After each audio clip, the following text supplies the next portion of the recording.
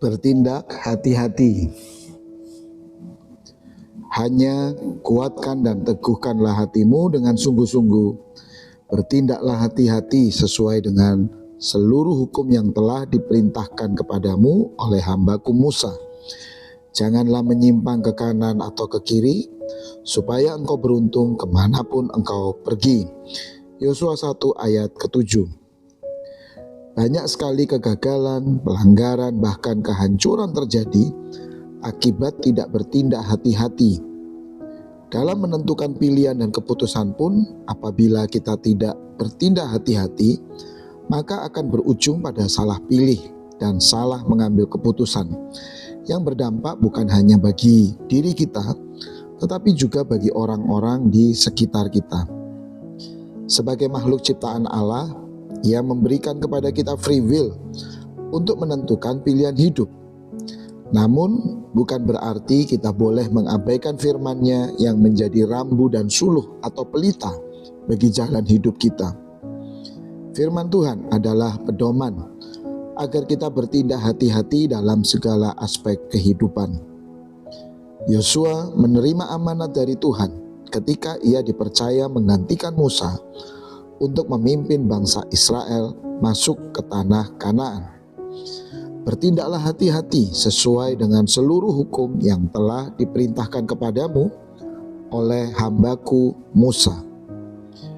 2 kali Tuhan mengatakan hal yang sama kepada Yosua, dan tentu itu merupakan penegasan bahwa hal tersebut sangat penting diperhatikan oleh Yosua sebagai pemimpin.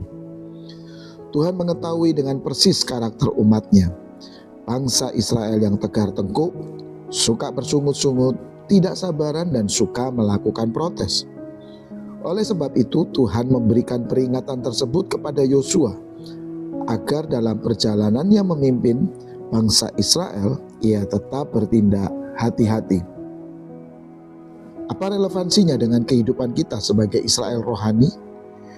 Jika kita jujur di hadapan Tuhan, bukankah karakter bangsa Israel itu juga ada pada diri kita? Tegar tengkuknya kita, kebiasaan kita mengomel, ketidaksabaran kita, bahkan tindakan kita berdemo kepada Tuhan ketika keinginan dan harapan kita tidak tercapai. Seringkali firman Tuhan yang kita baca atau dengar berlalu begitu saja.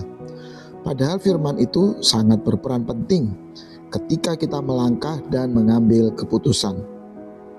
Bukankah ketika menunggu jawaban doa atau menantikan janji Allah, kita lebih sering tidak sabar, sehingga mengambil jalan pintas, mendahului Tuhan, seolah kita lebih tahu apa yang terjadi di depan kita.